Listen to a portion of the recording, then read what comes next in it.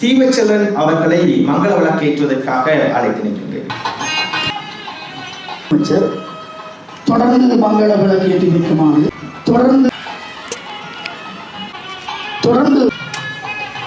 தொடர்ந்து மங்கள விளக்கு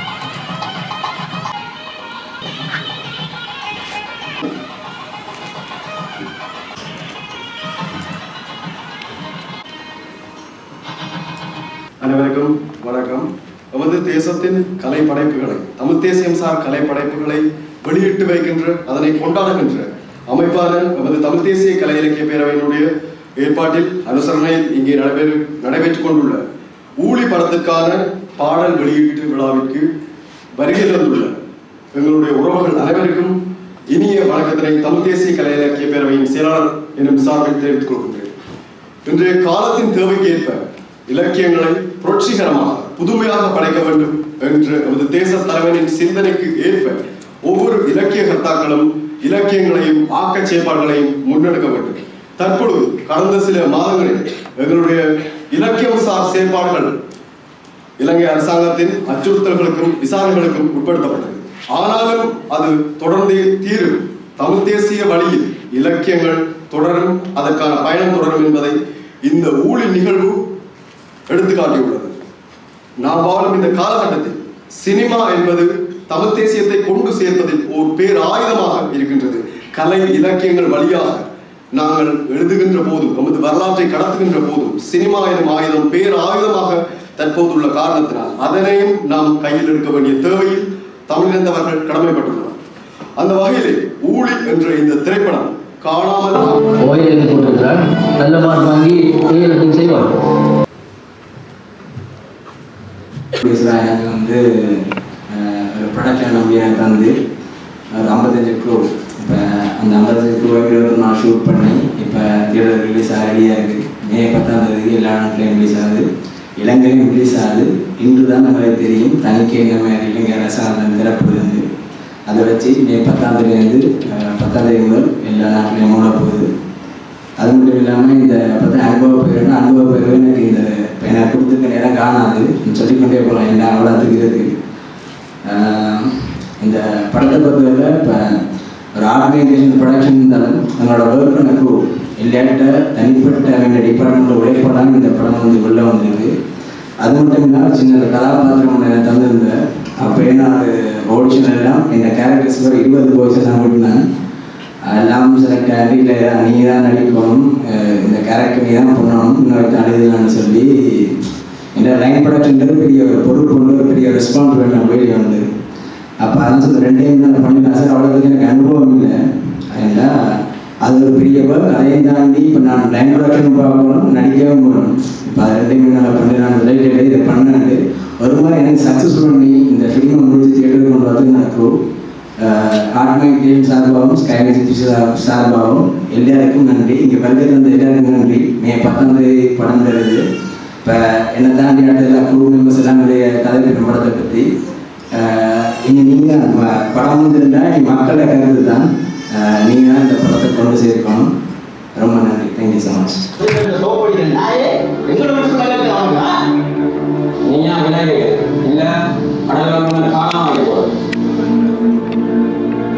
படத்தை பாருங்கள். வார 10 உலகெங்கும் இந்த படம் ரிலீஸ் ஆகிருக்குது. உண்மையிலேயே 2009 பிறகு நம்ம நாட்டில் இப்போ நடந்துட்டு இருக்கிற எந்தெந்த சூழ்நிலையில் என்னென்ன நடக்குதுன்றதை வந்துட்டு அழகாக காட்சிப்படுத்திருக்காங்க இந்த படத்தில். படம் எனக்கு 2வது படம். முதல் நடித்த படத்துல எனக்கு அந்த டயலாகும் இல்லை. நான் அந்த படத்தில் நடிக்கிற ஒரு சின்ன சீனுக்கு தான் வந்தேன். இந்த படத்தில் எனக்கு நிறைய டயலாக்ஸு நிறைய சீன்ஸ் இருந்தோடைய எனக்கு இது புது எக்ஸ்பீரியன்ஸாக இருந்தது.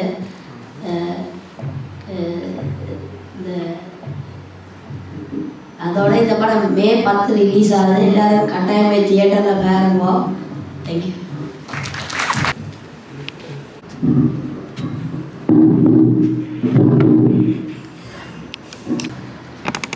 இந்த படத்திலே நடிக்குமாறு என்னை இயக்குனர் அணுகிய பொழுது எனக்கு ஒரே ஒரு கேள்வி மட்டும்தான் எழுந்தது. இந்த படத்திலே நடிக்கின்ற மற்றவர்களுக்கு நன்றாக நடிக்காவிட்டால் மாத்திரம்தான் பிரச்சனை, விமர்சிப்பாங்க. ஆனால் எனக்கு ரெண்டு பக்கத்தாலையும் அடி வரும். நல்லா நடிக்காட்டில் மற்றவர்களுக்கு விழுகின்ற அதே விமர்சனம் விழும். நல்லா நடித்தால் இவன் படத்திலே இப்படி நடிக்கிறான், அரசியலே எப்படிக்கிறான் நடிப்பான். ஆனால் நான் நடிப்பது என்ற ஒரு முடிவை எடுக்கிறேன். இதற்கு காரணம் என்னவென்றால், சினிமா ஒரு வலுவான ஊடகம். யுத்தத்தினுடைய இறுதி கட்டத்திலே வன்னி பெருநிலப்பரப்பெங்கும் தேசிய தலைவர் மேலகு வேலுப்பிள்ளை பிரபாகரன் அவர்களுடைய பணிப்பின் பேரில் காண்பிக்கப்பட்ட ஒரு திரைப்படம் 300 Warriors, 300 பருத்தி வீரர்கள். அந்த திரைப்படத்தினுடைய கரு என்னவென்றால், இரண்டு தேசங்களுக்கிடையில் யுத்தம் நடக்கிறது. இறுதி கட்டத்தில் விடுதலை வேண்டி போராடுகின்ற தேசத்திலே 300 வீரர்கள் மாத்திரம்தான் எஞ்சி இருக்கின்றார்கள். மற்றைய தேசத்திலே லட்சக்கணக்கான வீரர்கள் பாரிய ஆயுதங்களோடு அணிவகுத்து வருகின்றார்கள். அப்பொழுது இந்த 300 வீரர்களுக்கும் அவர்களுடைய தலைவனுக்கும் ஒரு கேள்வி எழுகிறது: உயிரை காப்பதற்கு சரணடைவதா அல்லது கொள்கையை காப்பதற்கு, எதிர்கால சந்ததியை வாழ வைப்பதற்கு அந்த பாரிய தேசத்தோடு அடிபட்டு மடிவதா என்ற ஒரு கேள்வி எழுகிறது. அப்பொழுது அந்த 300 பருத்தி வீரர்களும் எடுத்த முடிவு, தாங்கள் சரணடைந்து தங்களுடைய உயிரை காப்பதை விட தாங்கள் கொள்கைக்காக இறுதி வரை போராடி மரணித்து எதிர்கால சந்ததியை என்றாலும் வாழ வைக்க வேண்டும் என்று அந்த படத்தினுடைய கரு முடிகின்றது. அந்த திரைப்படம் எதற்காக காண்பிக்கப்பட்டது என்பது இன்று அனைவருக்கும் புரிகிறது. ஆனால் எம்மவர்கள் அதை முன்கூட்டியே கணித்து அந்த திரைப்படத்தை வன்னியெங்கும் காண்பித்தார்கள். அந்த காலத்திலே நாங்கள் வேறு தளத்திலே வேறு களத்திலே மாணவர்களாக இருந்து பணியாற்றி கொண்டிருந்தோம். அப்பொழுது நான் சட்டப்பீடத்தினுடைய 3ஆம் ஆண்டு மாணவன், கொழும்பிலே படித்துக் கொண்டிருந்தேன். அப்பொழுது தேசிய தலைமையிடம் இருந்து எங்களுக்கு ஒரு செய்தி அனுப்பப்படுகிறது: ஆயுத போராட்டம் மௌனிக்கப்படலாம், மௌனிக்கப்பட போகிறது. ஆனால் நீங்கள் செய்ய வேண்டிய விடயம், இந்த கொள்கையை எதிர்கால சந்ததிக்கு கடத்த வேண்டும். பண்டாரவன்னியன் வந்து பல நூற்றாண்டுகளுக்கு பிறகுதான் சங்கிலியன் வருகிறான். அன்னை சொல்லி விடுகிறார். அந்த சங்கிலியன் வந்து பல்லாண்டுகளுக்கு பிறகுதான் தான் வந்திருக்கிறேன். தனக்கு பிறகும் எதிர்காலத்தில் ஒரு தலைவன் வேறு களத்தில் இருந்து அல்லது தளத்தில் இருந்து வரலாம். அந்த தலைவன் வருகின்ற வரை இந்த கொள்கையை நீங்கள் கொண்டு செல்ல வேண்டும் என்று ஒரு செய்தி அனுப்பப்பட்டிருந்தது. அப்பொழுது நான் பார்த்தேன், இந்த திரைப்படமும் அந்த கொள்கையை கடத்துகின்ற ஒரு பணியை செய்யும் என்ற நம்பிக்கையோடு இந்த திரைப்படத்திலே பணியாற்றி இருக்கின்றேன். காணாமலாக்கப்பட்ட உறவுகளின் வலியை பேசி இருக்கின்றேன். நிச்சயமாக இயக்குனர் ரஞ்சித் ஜோசப் அவர்களுக்கு என்னுடைய மனமார்ந்த வாழ்த்துக்கள். அவர் இந்த சினிமாவை நேர்மையாக படைத்திருக்கின்றார். அந்த நேர்மைக்கு தலைவணங்கி என் கூட பணியாற்றிய அத்தனை கலைஞர்களுக்கும், விசேடமாக என் மகனாக நடித்த குட்டி காசிக்கும் என்னுடைய வாழ்த்துக்களை கூறி, ஈழ சினிமா வளரட்டும், அது தமிழ் தேசத்தினுடைய வாழ்வியலை பேசட்டும், வரலாற்றை பேசட்டும், தேசிய தலைவரின் கொள்கையை அடுத்த சந்ததிக்கு கொண்டு செல்லட்டும் என்று வாழ்த்தி, தமிழன் என்று சொல்லடா, தலைவிலிருந்து நெல்லடா, தலைவன் வகுத்த வழியிலே அணிவகுத்து செல்லடா என்று வாழ்த்தி விடைபெறுகிறேன். நன்றி. ஒரு காலத்தில் கிளிநொச்சியில் வீடியோ நாடகத்தில் படம் எடுத்தவன் நான் யோகேந்திரநாதன். வீடியோ நாடகம் ஒரு படம், முழுநில படம், எதிர்காலம் இல்லைல்ல. அந்த படத்தில் கதாநாயகன் என்னுடைய மறைந்த தேசிய பாடகர் ஸ்ரீ சாந்தன் அவர்கள். மிக அருமையாக வந்திருக்கும் அந்த படம். அந்த படத்தில் நானும் இங்கே இருக்கிற முன்வழி உதவி பணி கல்வி படிப்பாளர் யுவராஜாவும் ஒரு 18 வயது இளம் மாணவர்களாக கதாநாயகனோட சேர்ந்து நடித்தோம். யாழ்ப்பாணத்திலே ஜோசப் ரஞ்சித் அவர்கள் இந்த திரைக்கதையை என்னிடம் எங்களோடு பகிர்ந்து கொண்ட போது, உரையாடிய போது, அந்த கதை தந்த சுவாரஸ்யம், அந்த கதை எங்களுக்கான கதையாக, எங்களின் கதையாக, எங்களின் உணர்வுகளை பேசிய கதையாக இருந்த போது நாங்கள் இந்த படத்தில் இணைந்து வேலை பணியாற்றுவதற்கு நாங்கள் இணங்கிக் கொண்டோம். படக்குழுவினரோடு இணைந்து படத்தினுடைய லொகேஷன் செட் பண்ணுறது, அந்த இடங்களை தெரிவு செய்வது போன்ற பல்வேறு பணிகளில் தொடர்ந்து ஈடுபட்டது. 2 விஷயத்தை சொன்னால், ஒன்று இந்த ஜோசப் ரஞ்சித் அவர்களுடைய துணிச்சலை உண்மையாக பாராட்ட வேண்டும். அவருடைய தியேட்டர் பாஸ்கர் சொல்ல நல்ல சினிமா என்றால் என்ன என்பதில் மிக முக்கியமான அந்த திரைக்கதையை அவர் வடிவமைக்கிற விஷயம். ஜோசப் ரஞ்சித்துடைய 2 படங்களுமே ஒரு துணிவோடு, இந்த மண்ணின் மீதான பற்றுதலோடு, நமது தேச விடுதலையோடு எப்பவும் உயிராக நேசிக்கிற ஒருவரால் மட்டும்தான் இந்த திரைக்கதையை, எங்களுக்கான கதையை, எங்களின் உணர்வுகளை பேசுகின்ற கதையை, பாடுகளை பேசுகின்ற கதையை, எதிர்காலம் பற்றிய கதையை திரைக்கதையாக அவர் வடிவமைத்திருக்கிறார். திரைக்கதை, அந்த கதை அமைக்கிற வடிவம் புதுசு. உங்களுக்கு பிடிக்கும் நினைக்கிற முழுமையான படத்தை நீங்கள் பார்க்கின்ற பொழுது அந்த திரைக்கதை என்றாக இருக்கும். சினங்கோல் படத்தை பார்த்து 2-3 தடவை நடந்து ஒரு முன்னாள் போராளி சிறை மீண்டு வருகின்ற பொழுது, போருக்கு பின்னர் எங்களுடைய சமூகம், எங்களுடைய தாயகம் எப்படி இருள் சூழ்ந்திருக்கிறது, தன்னுடைய மனைவியை தேடி அலைகிற போது அவர் காண்கின்ற காட்சிகள் எல்லாம் மனதை அப்படியே கொள்ளை கொள்வதாக, மனதை இருக்குவதாக, கடந்த காலத்தை நினைத்து கண்ணீர் விடுவதை போல இருக்குது. தொடர்ந்து பயணிப்போம். ஈழ சினிமா எங்களுக்கான சினிமாவா, எங்களுக்கான கதைகளோடு இன்னும் பரந்த வழியில் பேச வேண்டும் என்று வாழ்த்தி உங்களுடைய ஆதரவையும் வேண்டி விடைபெறுகிறேன். நன்றி. சில முக்கியமான பிரச்சனைகளை எடுத்து சில இருண்ட பக்கங்களை அடையாளப்படுத்தக்கூடிய தமிழ் தேசிய கலை இலக்கிய பேரவையினுடைய ஏற்பாட்டிலே அடுத்த நிகழ்வாக இந்திய சினிமாவாக இருக்கட்டும், புலம்பெயர் நாடுகளில் உள்ள சினிமாவாக இருக்கட்டும், எங்களுடைய தாயகம் மற்றும் எங்களுடைய தமிழ் இனங்களை கொச்சப்படுத்தி பல திரைப்படங்கள் உருவாகி கொண்டிருக்கிறது. அப்போ அதற்கு எதிராக எங்களுடைய சார்பில், எங்களுடைய தமிழீழம், தமிழ் தேசியம் சார்பாக படங்கள் சரியாக கொண்டு வர டிரெக்டர்ஸில் ஒரு சில இயக்குநர்கள் தான் இருக்கலாம். அதில் ரஞ்சித் சார், அது சினங்கோல் திரைப்படத்திலேயே எல்லாரும் பார்த்துருப்பாங்க. கூலி திரைப்படத்தினுடைய முக்கிய தூணாக கடமையாற்றி இருக்கக்கூடிய இசையமைப்பாளர் என்.ஆர். ரகுநந்தன் அவர்களுடைய இணைய வழியிலான உரை இடம்பெற உள்ளது. அவங்க அப்படியே நம்ம கண் முன்னாடி அந்த வாழ்வியலை, நம்ம மக்களுடைய வாழ்வியலை அப்படியே படம் அவ்வளோ அழகாக நடித்து காமிச்சிருக்காங்க. ஸோ நடித்தவங்களும் சரி, கேமராமேன், எடிட்டர் எல்லாருமே ரொம்ப நல்லா பண்ணியிருக்காங்க. ஸோ டைரக்டர் ரஞ்சித் சார் தான் அந்த அனைத்து கிரெடிட்டுமே சேரும். சார் ரொம்ப அழகான கதை, ரொம்ப எமோஷனலான கதை, ஒவ்வொரு பரிணாம வளர்ச்சிக்கு ஏற்ற மாதிரி அந்த ஒரு பையன் அவனுடைய வளர்ச்சி எப்படி இருக்கும் அப்படின்றத வச்சு ரொம்ப அழகாக பண்ணியிருக்காங்க. இந்த படத்தில் நான் வேலை செஞ்சது ரொம்ப பெருமையாக நினைக்கிறேன். இந்த படம் மிகப்பெரிய அளவில் வெற்றி அடையும்.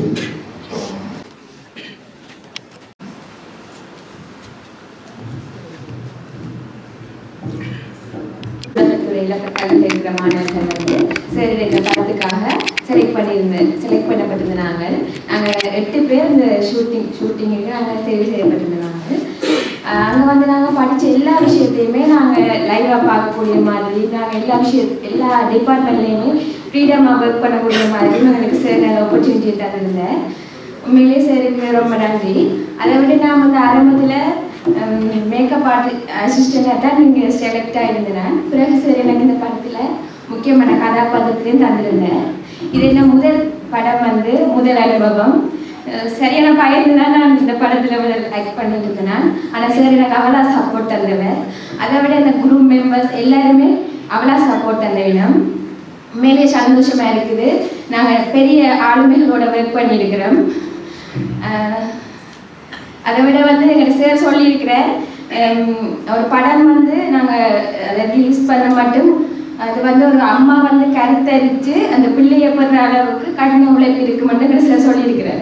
அவளா ஒரு கடின உழைப்பு இந்த படத்துக்கு பின்னால் இருக்குது. கண்டிப்பாக இந்த ஈழ படத்தில் நான் இந்த படத்தை கொண்டு வரல ஒரு சின்ன புள்ளியாக இருக்கிறேன். நான் சந்தோஷமாக இருக்குது. நன்றி.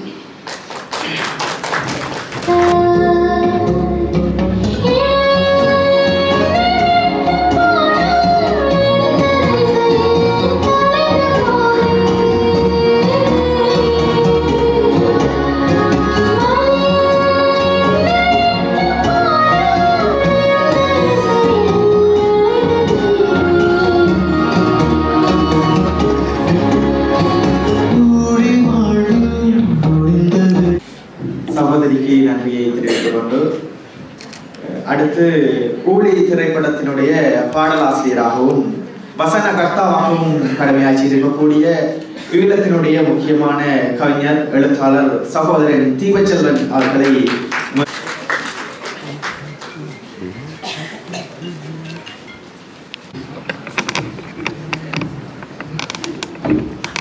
தமிழ் தேசிய கலை இலக்கிய பேரவையினுடைய ஏற்பாட்டில் ஊழி திரைப்படத்தினுடைய பாடல் வெளியீட்டு விழா மிக சிறப்பாக நடந்து கொண்டிருக்கின்றது.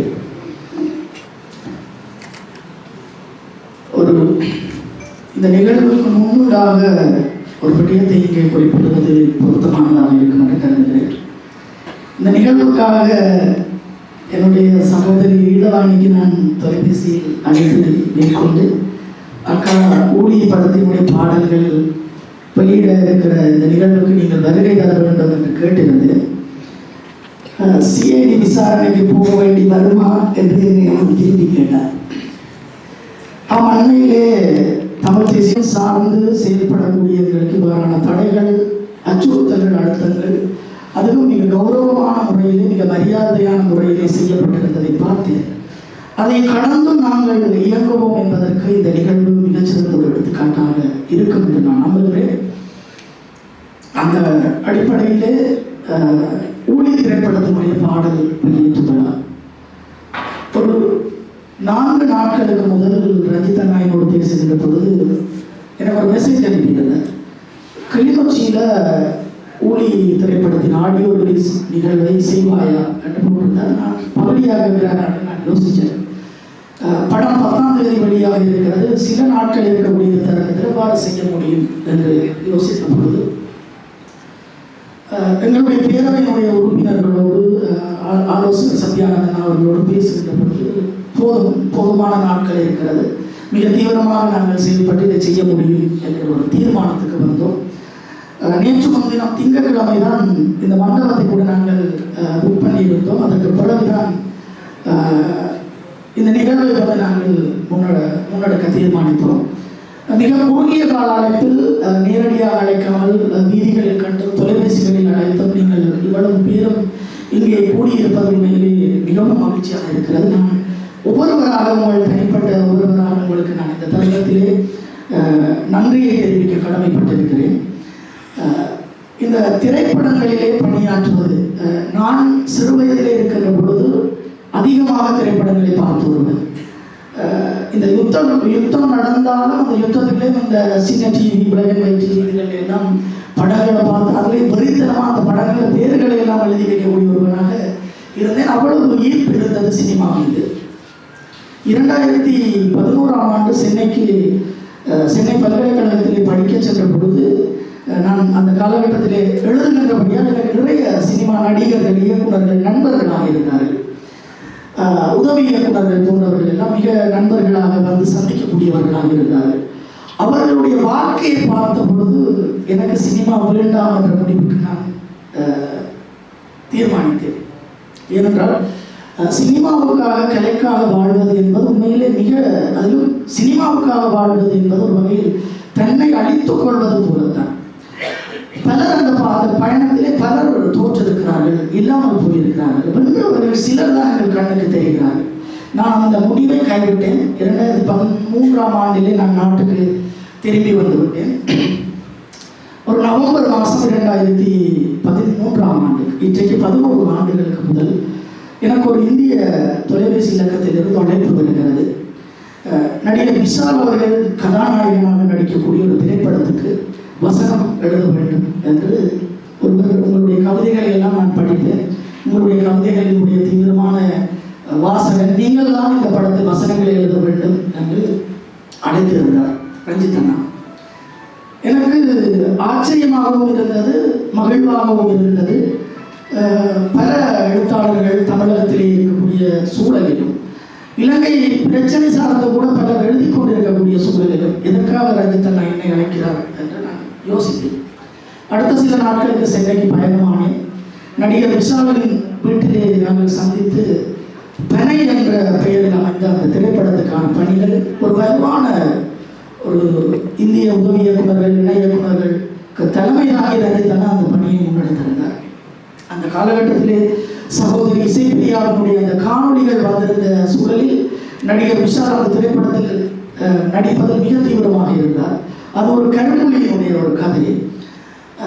சில காரணங்கள் பிறகு விஷால் அவர்களினுடைய போக்குகள் செயற்பாடுகள் மாறியதன் காரணமாக அந்த திரைப்படம் இடைநடுவிலே வேறு கதாநாயகர்களுக்கு நடிப்பதற்கான விஜய் சேதுபதி போன்றவர்களுக்கு நடிப்பதற்கான வாய்ப்புகள் ஏற்பட்டது. இன்னும் அந்த திரைப்படம் வெளிவருவதற்கான ஒரு பட்டியலில் தான் இருந்து கொண்டிருக்கிறது.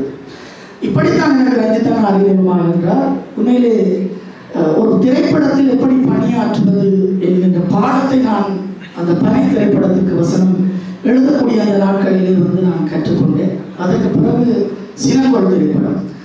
சினங்கோல் திரைப்படத்தை பொறுத்த வரைக்கும் எதிர்ச்சியாக ஒரு நாள் ரஞ்சித்தனாவோட காட்சி வரும்போது நான் சொன்னேன், ஆனால் நீங்கள் பேசாமல் இல்லாத வந்துட்டு இங்கே வாங்கினா படம் எடுப்போம், இங்கே வாங்க படம் எடுப்போம். அந்த வழிக்கு ரொம்ப ஆரம்பிக்கும். வரப்போகிற நாளையில் நீங்கள் படம் எடுங்க அப்படியா? எனக்கு நம்பிக்கை இல்லை. ஏனென்றால் இந்திய திரைக்களத்தில் வேலை செய்ய ஒருவர் இங்கே வந்து ஒரு திரைப்படத்தை உருவாக்குறது அரசியல் ரீதியாக நிறைய கஷ்டங்கள் இடர்பாடுகள் இருக்குது. தீவஜுல நான் வெளிக்கிட்டேன், தீவஜுல நான் கோவிலுக்கு வந்துட்டேன், தீவஜுல நான் முரசுமோட்டைக்கு வந்துட்டேன், எங்கள் ஸ்கூலுக்கே வந்துட்டேன் நேரடியாக. பார்த்தால் மலமலந்து அணி சேர்கிறது. ஆகாஷ் அதே போல இந்த திரைப்படத்தில் பணியாற்றிய பலர் சேர்கிறார்கள். படத்தினுடைய வேலைகள் தொடங்குகின்றன. ஆரம்பத்திலே வந்து வசனங்கள் மாத்திரம் இந்த படத்தில் எழுதுவதாக இருந்தது சினங்கோல் திரைப்படத்திலே. உண்மையிலே வந்து மிக நெருக்கடியாக பல போராட்டங்களின் மத்தியிலே தான் அந்த சினங்கோல் படம் உருவாகியது. அதற்கு பிறகு சினங்கோல் திரைப்படத்திலும் 2-3 பாடல்களை எழுதுகின்ற ஒரு வாய்ப்பு கிடைத்தது.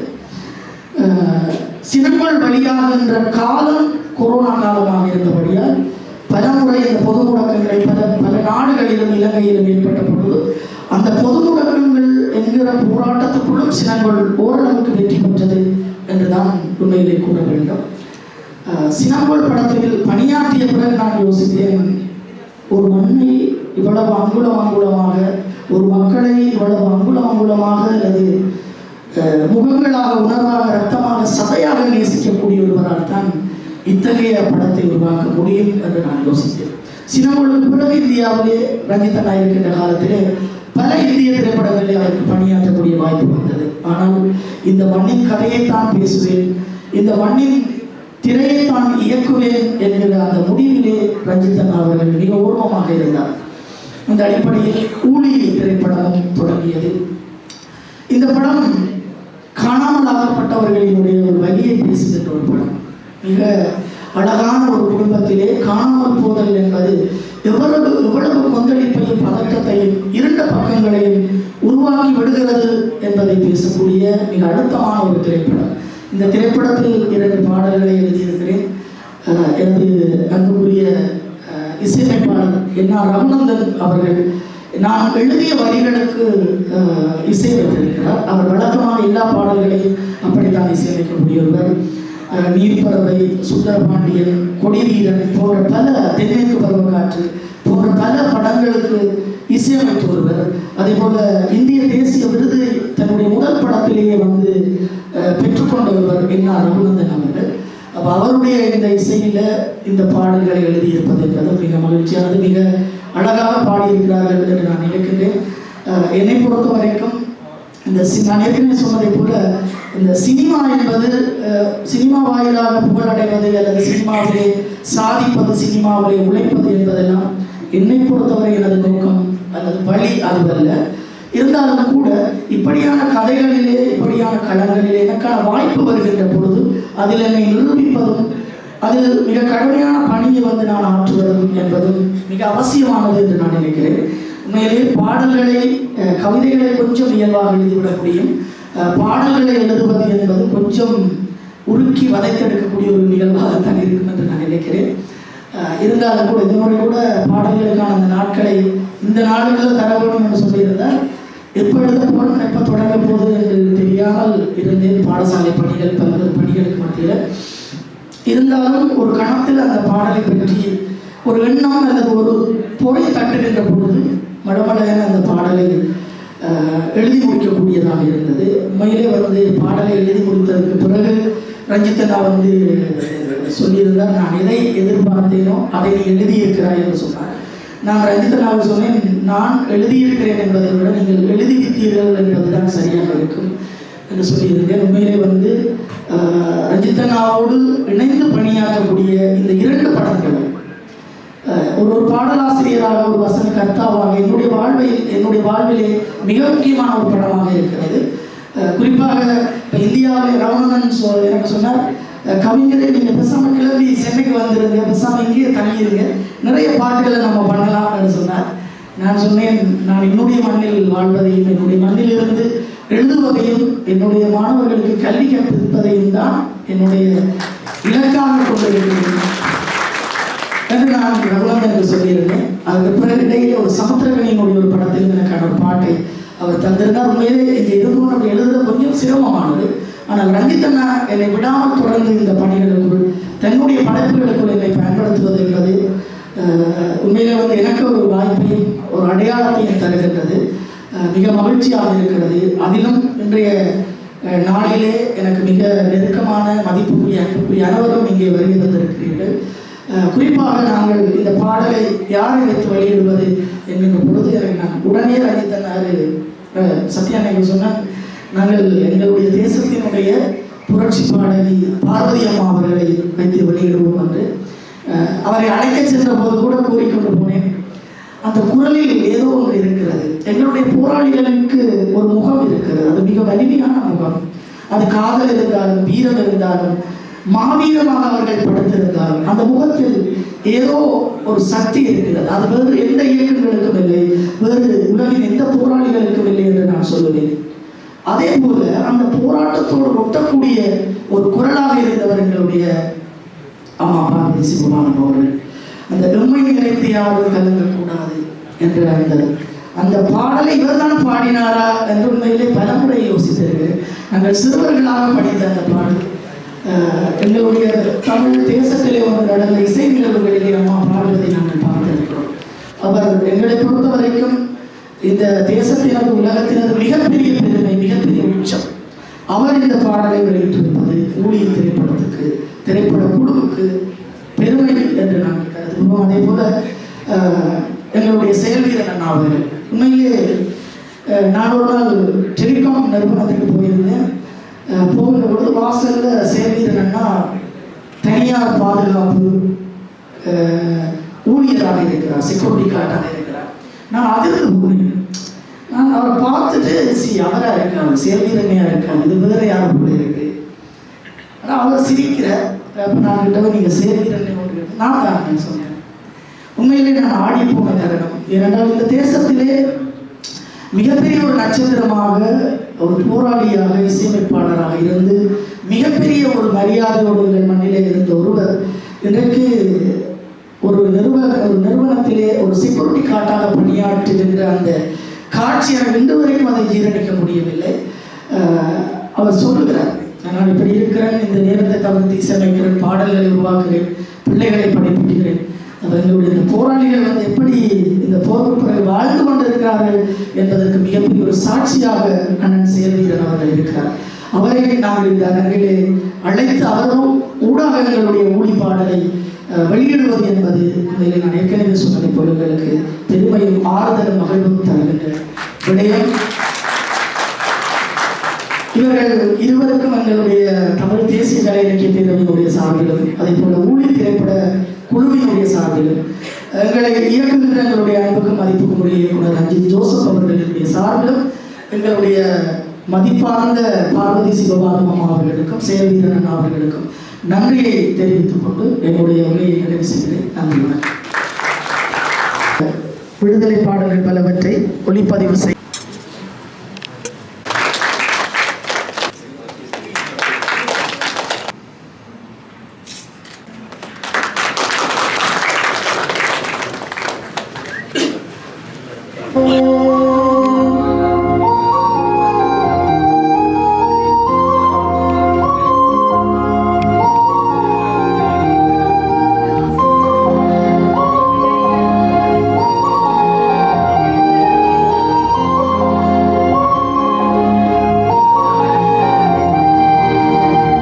Me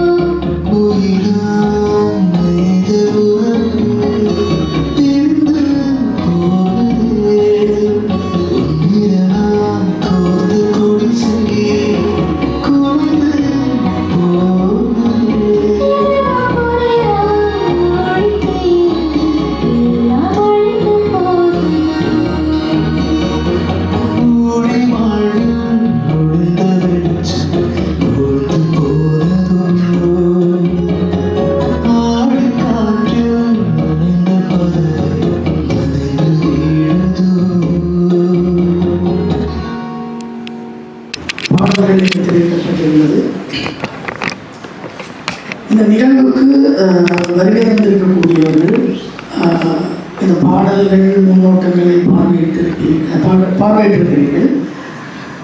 உங்களுடைய கருத்துக்கள் அல்லது வாழ்த்துறைகளை சுருக்கமான ஒரு 2 நிமிடங்களுக்கு தந்த உதவியாக இருக்கும் விரும்பக்கூடியவர்கள் அதனை ஆரம்பித்து வைக்குமாறு ஈழத்தினுடைய திரைப்பட இயக்குனர் எழுத்தாளர் ஈழவாணி அக்கா அவர்கள் என்போடு அழைக்கிறேன்.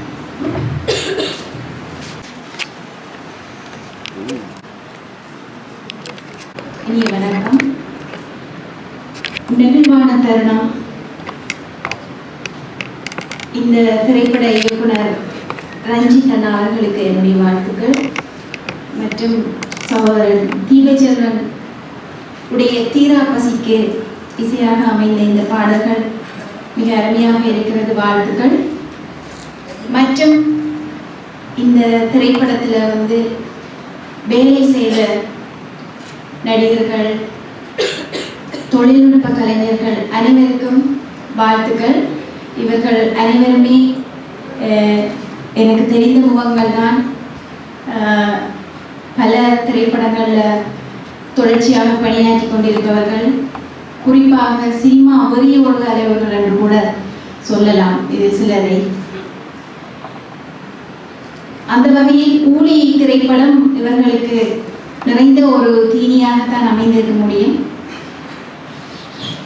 தீபச்செல்வன் இந்த இதுக்கு வாழ்த்துறை சொல்ல அழைக்கும் பொழுது நான் கேட்டது, பல நிகழ்வுகளிலே பேசியிருக்கிறேன், நடத்தியிருக்கிறேன். ஆனால் யாழ்ப்பாணத்தில் ஒரே ஒரு கூட்டத்தில் தீபச்செல்வனோட சேர்ந்து செஞ்சதுக்கு பல தடவை சிஐடி அலைய விட்டான்.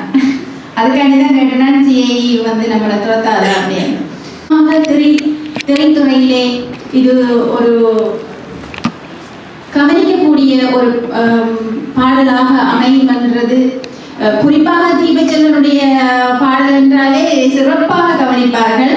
ஆனால் இது இசை எழுத்து இன்னும் சிறப்பாக இருப்பதால் நிச்சயமாக இந்த பாடல் வெற்றி அடைய வேண்டும் என்று நான் பிரார்த்தித்துக் கொள்கிறேன். இப்படியான ஒரு திரைப்படத்தை நம்மளுடைய தேசத்திற்கு நம்மளுடைய நாட்டிலே செய்ய வேண்டும் தொடர்ச்சியாக என்ற எண்ணம் இருப்பதே ஒரு பெரிய விஷயம். அந்த வகையில் ரஞ்சித் அண்ணா அவர்களுக்கு என்னுடைய நன்றிகளை தெரிவித்துக் கொள்கிறேன். ஒரு சின்ன விஷயம் என்னன்னு சொல்லிட்டேன்னா, இந்த டைட்டில் ஊழி அப்படி என்றத பற்றி நம்ம இதில் சீலன் என்ன கேட்டால் ஊழி என்ன அப்படின்னு சொல்லிட்டு, திரும்ப அம்மாட்டையும் கேட்டால் ஊழி என்ன அப்படின்ட்டு. அதுக்கப்புறமா படக்கண்டு சீலன்னா கூகுளில் போட்டு சர்ச் பண்ணி பார்த்தா அது ஒரு கால அளவை, ஊழி காலம், அப்படி ஊழி காத்து எல்லாம் இருக்கு அப்படி இப்படின்னு சொல்லிட்டு ஒரு சின்ன ஒரு ஆராய்ச்சியோட செய்தோம். எனக்கு ஞாபகம் இருக்கிறது, ஊழி எல்லாரும் கூழ் குடிச்சிருப்பீங்க. ஊழி கூழ் அப்படின்ற ஒரு கூழை பரணி வென்ற, அதாவது போர்ல 1000 யானைகளை வென்ற மன்னனுக்கு பரணி பாடுவார்கள். அந்த பரணி பாடல்கள்ல இந்த ஊழி என்ற இந்த வார்த்தை இடம்பெற்றிருக்கும். ஊழி பேய்கள் அப்படின்னு சொல்லிட்டு, அதாவது அந்த ஊழி பேய்கள் என்ன செய்யுமா, யுத்தம் நடந்து முடிய அங்கு தோற்கப்பட்டவர்களுடைய மண்டை ஓட்டில கூழ் காய்ச்சி குடித்து கொண்டாடி மகிழ்வார்களாம். அதாவது ஒரு யுத்தம் நடந்த களத்திலே அவர்கள் கூழ் காய்ச்சி பெரும் கொண்டாட்டமாக கொண்டாடுவார்கள் என்றது அந்த பரணி பாடல்கள்ல எனக்கு படித்த ஞாபகம். இது ஒரு பாடல். இந்த தலைப்பு சரியாக இருக்கிறது. வாழ்த்துக்கள். படம் வெற்றியடைய வாழ்த்துக்கள். சகோதரி ஈழவாணி அவர்களுக்கு நன்றியை தெரிவித்துக் கொண்டு நிகழ்வுகளிலே அடுத்ததாக கிளிநொச்சி மாவட்டத்தினுடைய இளம் பேச்சாளர், இளம் கவிஞனும் கூட சகோதரன் பாலசேந்தன் அவர்களை உரையாற்றுவதற்காக பெருமையோடு அழைக்கின்றோம். அனைவருக்கும் வணக்கம்.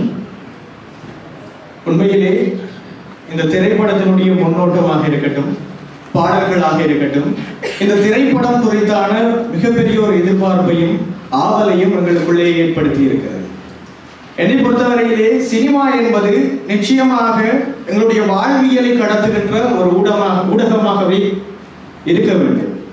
எங்களுடைய ஈழத்தை பொறுத்தவரை எங்களிடம் கதைகளுக்கோ களங்களுக்கோ கருக்களுக்கோ எவ்விதத்திலும் பஞ்சமில்லை. அவை தாராளமாகவே நம்மிடம் கொட்டி கிடக்கின்றன. அதை எவ்வாறாக நாங்கள் வெளிப்படுத்த போகிறோம் என்கின்ற ஒரு பட்சத்திலே தான் அதற்கான கேள்வி விரிவடைந்து செல்கிறது. ஏலவே சினங்கொள் என்கின்ற திரைப்படத்தை அற்புதமாக எங்களுடைய மண்ணிலே நிறுத்தி காட்டியிருந்தார்கள். அதே குழுவினுடைய இந்த படைப்பு ஒரு மாபெரும் மாற்றத்தை கொண்டு வரும் என்கிற நம்பிக்கை எனக்கு இருக்கிறது. இன்றைக்கு ஒரு பாடலுக்கு அவசியம் இசையா அல்லது வரிகளா என்கின்ற ஒரு சர்ச்சைக்கு மத்தியில் கிளிநொச்சியிலே ஒரு பாடல் வெளியீடு நடந்து கொண்டிருக்கிறது. உண்மையிலே இந்த பாடல்களை பார்க்கின்ற பொழுதும் ஒரு பாடலுக்கு தேவை இசையா வரிகளா என்கின்ற கேள்வி எங்களுக்குள்ளே ஏற்படுத்தி பார்க்கிறது. அத்தனை அற்புதமாக இருக்கின்றது வரிகள், அதிலே பயன்படுத்தப்பட்டிருக்கின்ற சொற்கள் உண்மையிலே பலருக்கு தெரியாத சொற்கள், நாங்கள் இதற்கு முன்னர் கேள்விப்படாத சொற்கள். நாங்கள் இன்றைக்கு கேள்விப்படுகின்ற சொற்கள் எல்லாம் இரத்த கொதிப்பு அப்படியான சொற்களைத்தான் நாங்கள் இன்றைக்கு கேள்விப்பட்டு கொண்டிருக்கிறோம். இவை நாங்கள் இந்த மண்ணிலே பயன்படுத்திய சொற்கள். ஒரு இடதுசாரி எழுத்தாளர் ஒருவர் சொன்னார், இந்த மண்ணிலே 30 ஆண்டுகளாக இசை என்பதையே உணராத மக்களுக்கு இசையை பற்றி என்ன தெரியும் என்று ஒரு மட்டக்களப்பை சேர்ந்த ஒரு எழுத்தாளர் எழுதியிருந்தார். அவருக்கு இந்த மண்ணிலே இருந்த பாடலாசிரியர்களை பற்றியோ இசையமைப்பாளர்களை பற்றியோ பாடகர்களை பற்றியோ தெரிந்திருக்க வாய்ப்பில்லை என்று நான் நினைக்கிறேன்.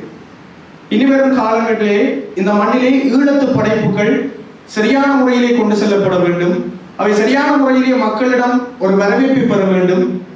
வர்த்தக சினிமா என்பதை தாண்டி கலைப்படங்களை எங்களுடைய சமுதாயத்திற்கு நாங்கள் கொண்டு செல்ல வேண்டும். கலைப்படங்களுக்கான கதைகள் எங்களிடம் தாராளமாகவே இருக்கிறது. இங்கே காட்டப்பட்ட முன்னோட்டங்களை பார்க்கின்ற பொழுது அந்த நடிப்புகள் மிக இயற்கையாக இருக்கிறது.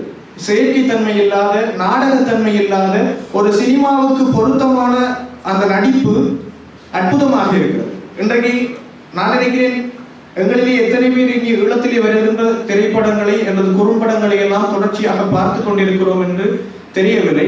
ஆனால் நான் ஈழத்திலே வருகின்ற இந்த குறும்படங்களாக இருக்கட்டும், முழுநில திரைப்படங்களாக இருக்கட்டும், அத்தனையும் நான் தொடர்ச்சியாக பின்பற்றி கொண்டிருக்கிறேன்.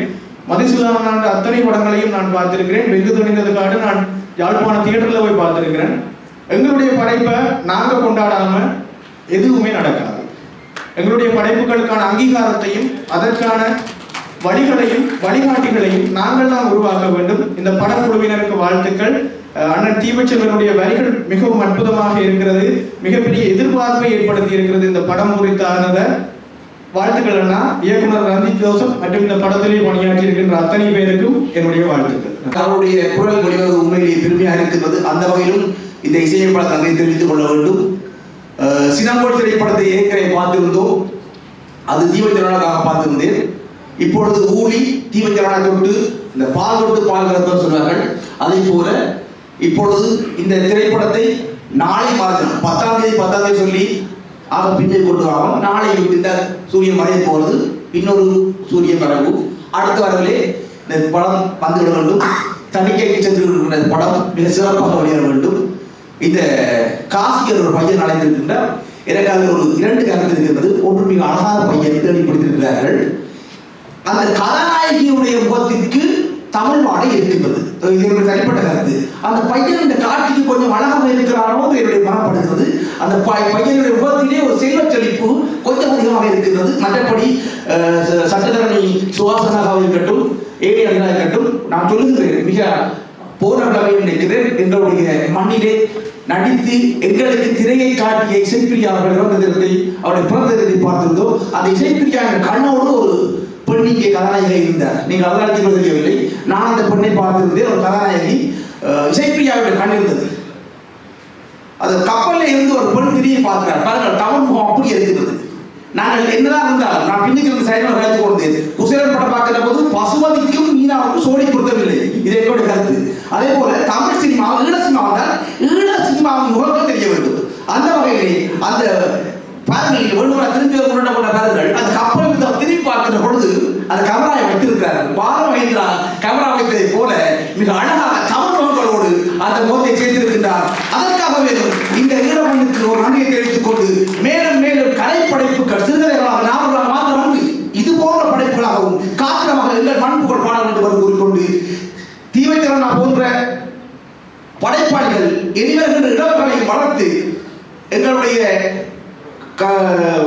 வீடியோ, அதாவது எங்களுடைய எப்படி சொல்வது, எங்களுடைய சினிமா கலையை நன்றாக வளர்க்க வேண்டும். அதற்குரிய நல்ல படைப்பாளர்கள் இருக்கிறார்கள். தம்பி எடிட்டர் மது இருக்கின்றார், மிகச்சிறந்த கதாநாயகர்கள் இருக்கிறார்கள்.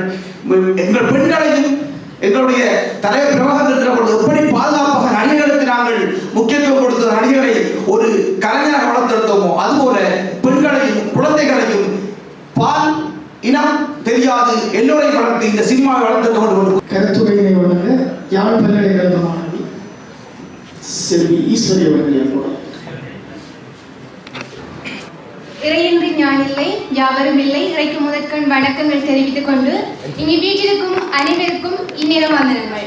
இந்த ஊழி திரைப்பட இசை வெளியீட்டு விழாவில் நான் கலந்து கொள்றதில் மிகவும் மகிழ்ச்சி அடைகின்றேன். எங்களுடைய தமிழர்களின் பெருமைகளில் கலைகள் மிகவும் மகத்துவமான ஒரு நிலையை அடைகின்றது.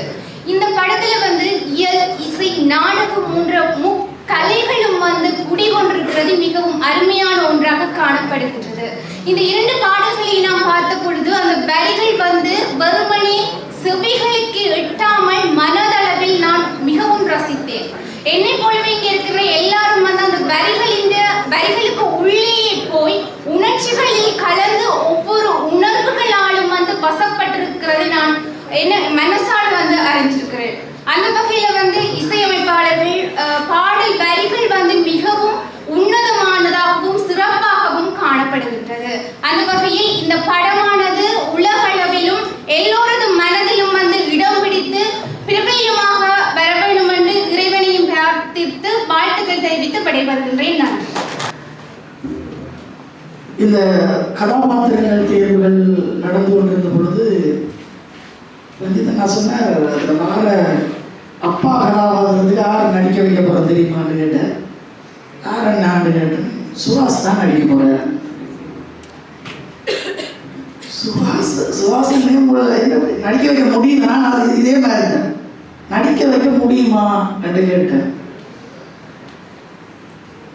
மிக ஆச்சரியமாக இருந்தேன். நான் இந்த முறை நான் இந்த படத்தில் நடித்த சில காட்சிகளை தவிர நான் வேறு படப்பிடிப்புகளில் கலந்து கொள்ளல. படப்பிடிப்பு முடிந்ததுக்கு பிறகு இந்த பாடலுக்காக சில காட்சிகள் அனுப்பியிருந்த பொழுது அது இசை இல்லாமல் வெறும் காட்சிகளாக பார்த்த பொழுது உண்மையிலே நான் மிக வியப்படைந்து அவருக்குள்ள அவர் என்னோட வயது குறைந்தவர். அவருக்குள்ள ஒரு சின்ன ஒரு பொறுப்புத்தனமான ஒரு சின்ன அப்பா அவங்க இருக்க நினைக்கிறேன்.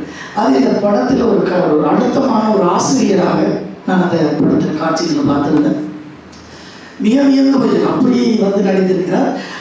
அவர் ஏற்கனவே சொன்ன மாதிரி இவர் நல்லா நடிப்பாராடு அரசி. நான் அவர் ஃபேஸ்புக்கிலே பார்த்தேன். நல்லா நடிப்பார் இதெல்லாம் கருத்துக்கள் வந்திருக்கு. இந்த அரசியல் தாண்டி இந்த திரைப்படத்தில் அவருடைய அந்த முகம் ஒரு காணாமலாக்கப்பட்ட தந்தையினுடைய முகமாக இருப்பதாக ரஞ்சித்தண்ணா உணர்ந்து கொண்டார். அந்த அடிப்படையில் அந்த முகத்தை இந்த படத்தில் பயன்படுத்த வேண்டும். அது யாராக இருந்தாலும் சட்டத்தரணியோ அல்லது அரசியல்வாதி என்பதற்கு அப்பால் பயன்படுத்த வேண்டும் என்று விரும்பியிருந்தால் அதற்கு மிக முக்கியமாக சுஹாஸ் அவர்களும் இறங்கி நடித்திருப்பது என்பதுதான் அந்த கதாபாத்திரத்தினுடைய வெற்றி என்று நான் நினைக்கிறேன். அதை திரையில் காண முடியும். மே 10 திரைப்படம் வெளியானது. இதுவரைக்கும் இலங்கை அரசினுடைய தணிக்கை சான்றிதழ் தொடர்பான செய்திகள் எதுவும் உங்களுக்கு கிடைக்கப்படவில்லை. இன்று திரைப்படம் இலங்கை தணிக்கை அரச கூட்டுத்தாபனத்திலே காண்பிக்கப்பட்டது. மாலை நான் நினைக்கிறேன் பாதுகாப்பு டிஃபென்ஸ் மினிஸ்ட்ரி பாதுகாப்பு அமைச்சினுடைய கலந்துரையாடல் நடப்பதாக ரஞ்சிதண்ணா கூறியிருந்தார். இன்று அல்லது நாளை எங்களுக்கு இந்த திரைப்படம் தணிக்கை தொடர்பான செய்தி தெரிய வரும். அதற்கு பிறகு இலங்கையிலே யாழ்ப்பாணம், வவுனியா, மன்னார், திருகோணமலை ஆகிய மாவட்டங்களிலேயே இந்த திரைப்படம் திரையரங்குகளில் காண்பிக்கப்பட இருக்கின்றது. இயல்பானவர்கள் திரையரங்குக்கு சென்று பார்க்க வேண்டும் என்று கேட்டுக்கொள்கிறேன். அதே போல நன்றி தெரிவிக்கக்கூடிய இந்த கணத்துக்கு நான் வந்திருக்கிறேன். இங்கே பலர் நிறைய தூரங்களில் இருந்தெல்லாம் இந்த நிகழ்வுக்காக வந்திருக்கிறீர்கள். தொலைபேசியை அழைத்து நான் வேலுமலை ஐயாவும் நேற்று தொலைபேசி தொடர்பு என்று சொன்னேன். நான் 2000 வருவன் என்று வந்திருந்தார். அதே போல் நான் பணியாற்றக்கூடிய என்னுடைய பாடசாலையினுடைய முதல்வர் திருமதி சூரியகுமாரி ராசேந்திரன் அவர்கள் வந்திருக்கிறார்கள். என்னுடைய பாடசாலை ஆசிரியர்கள் வந்திருக்கிறார்கள். அதேபோல் இந்த படத்தில் எங்களுடைய பாடசாலைக்கும் ஒரு முக்கிய பங்கு இருக்கிறது. இந்த படத்தினுடைய மிக முக்கியமான கட்டம் எங்களுடைய பாடசாலை பதிவு செய்யப்பட்டது. அதேபோல் எங்களுடைய பாடசாலை மாணவர்கள் இந்த படத்தில் நடித்திருக்கிறார்கள். முக்கியமான கதாநாயகனாக அகிலன் என்ற மாணவர் நடித்திருக்கிறார். ரஞ்சிதனா ஒரு கதாபாத்திரம், ஒரு ஏழு படிக்கக்கூடிய மாணவனினுடைய கதாபாத்திரத்துக்காக எனக்கு ஒரே அடி. எங்கேயாவது மாணவனை பாத்தியா பாத்தியா பாத்தியா அப்பையும் பள்ளிகளில் நிற்கிறேன், கோல் அடிக்கிறேன், போன வருது அப்படி ஒரு கதாபாத்திரம் பாத்தியா பாத்தியா நான் பார்த்துக்கிறேன். அகிலன் எதிரில் வந்த ஒரு படம் எப்படி நடிப்பியான்னு கேட்டேன். யோசித்தேன், நடிக்கிறேன் சொல்லுங்க. உடனே படத்தை உடனே அதில் வச்சு நான் ரஞ்சிதனாக ஃபோட்டோ எடுத்து அனுப்பினேன். இவன் தான் தேவைன்னு சொன்னேன். உடனே வந்து அப்படி அதே போல் எங்களுடைய பாடசாலையில் இந்த திரைப்பட படப்பிடிப்பு மேற்கொள்வதற்கு எங்களுடைய அதிபர் திருமதி சூரியகுமாரி ராசேந்திரன், அதே போல் எங்களுடைய விலையம் கல்வி அமைச்செல்லாம் மிக தாராளமான ஒரு இடத்தை அனுமதியை தந்தது. நான் நினைக்கிறேன் எங்களுடைய பாடசாலையில் வரலாற்று சிறப்பு மிக்க ஒரு கலைப்படத்திலே இடம் பிடித்திருக்கிறது. அதற்காக நன்றி எங்களுடைய அதிபருக்கு. அதே போல் இங்கே தம்பி மது ஸ்டாலின் தொலைபேசியிலே தொடர்பு கொண்டு வர சொன்னேன் வந்திருக்கிறார். அதே போல் பலர் வருகை வந்திருக்கின்றீர்கள். என்னோட கல்வி கற்ற வசந்தன், அதே போல் சிவாஜினி போன்றவர்கள் மிக தூரத்தில் இருந்து எல்லாம் வருகை தந்திருக்கிறீர்கள். உங்கள் எல்லோருக்கும் தமிழ் தேசிய கலை இலக்கிய பிரிவினுடைய சார்பில் அன்பையும் நன்றியையும் தெரிவித்துக் கொள்கின்றோம். இது எங்களுடைய திரை, எங்களுடைய கலைப்படைப்பு. இதை வெற்றி கொள்ள வைப்பது எங்களுடைய பணி. அதை செய்வோம். நன்றி, வணக்கம்.